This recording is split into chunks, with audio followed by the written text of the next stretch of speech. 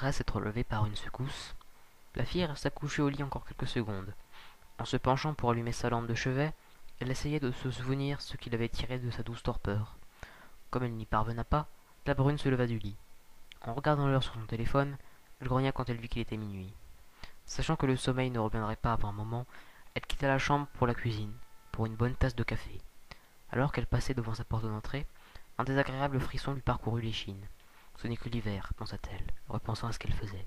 Préparer les cuillerées, l'eau et sa tasse la tint occupée. Mais alors que le lit quitte bout, elle n'avait plus rien d'autre à faire. Le frisson revint et elle ne put s'empêcher de regarder vers la porte d'entrée. Ça restait là, sans bouger, silencieusement, comme d'ordinaire. Le verrou était toujours en place et elle ne voyait aucun mal à ça. Retournant vers son café, elle fit de son mieux pour oublier cette sensation.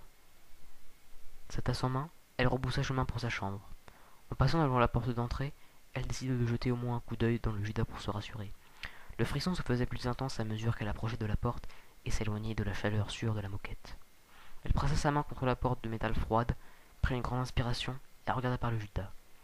Au début, elle ne put voir qu'un noir d'encre qui semblait tourbillonner un peu.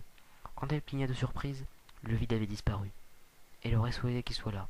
À la place, se tenait ce qui lui semblait être un homme. Les jambes étaient longues et bizarrement inhumaines, avec des branches sur certains bras, pas comme les branches d'un arbre. La créature était drapée d'un drap noir, cachant ce qui semblait le plus cauchemardesque pour elle. La cerise sur le gâteau, cependant, était le visage infernal de la chose.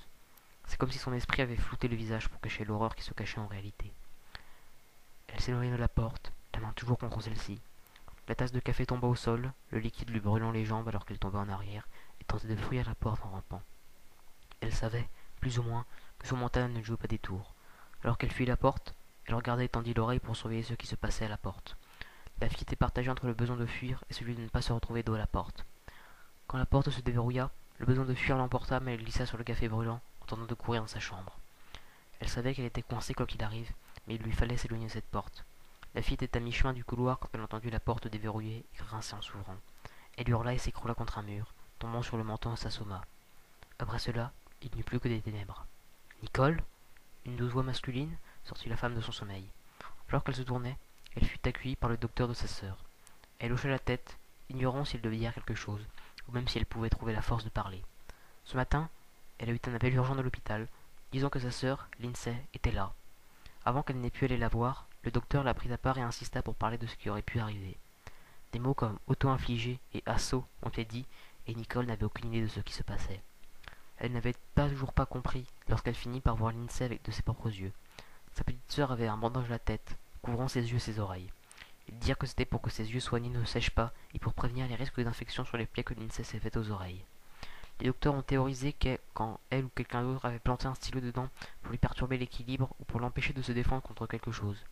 Il y avait des brûlures aux 2 premiers degrés sur les mains, les jambes et les pieds, probablement dû au café que les voisins ont trouvé par terre lorsqu'ils sont arrivés.